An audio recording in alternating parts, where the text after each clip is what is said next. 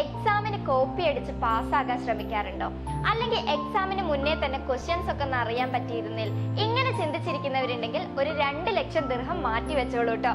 കാര്യം എന്താണെന്നല്ലേ, UAE-യിൽ സർക്കാർ സ്വകാര്യ വിദ്യാഭ്യാസ സ്ഥാപനങ്ങളിലെ പരീക്ഷാ ക്രമക്കേട് തടയാൻ ഫെഡറൽ നിയമം കർശനമാക്കിയിരിക്കുകയാണ്. നിയമലംഘകർക്ക് 2 ലക്ഷം ദിർഹം വരെ പിഴയാണ് ശിക്ഷ. വിദ്യാർത്ഥികളെ കൂടാതെ മറ്റാർക്കെങ്കിലും കുറ്റകൃത്യത്തിൽ പങ്കുണ്ടെങ്കിലും പിഴ ചുമത്തുമെന്നും വ്യക്തമാക്കിയിട്ടുണ്ട്. അപ്പൊ നിങ്ങൾ എന്തൊക്കെ കുറ്റങ്ങൾ ചെയ്താലാണ് പിടിക്കപ്പെടാൻ പോകുന്നതെന്ന് അറിയണ്ടേ?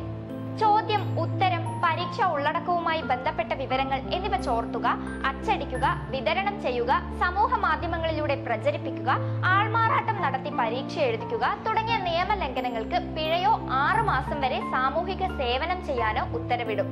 കോപ്പി അടിക്കുന്ന വിദ്യാർത്ഥിക്കെതിരെ അച്ചടക്ക നടപടി സ്വീകരിക്കും.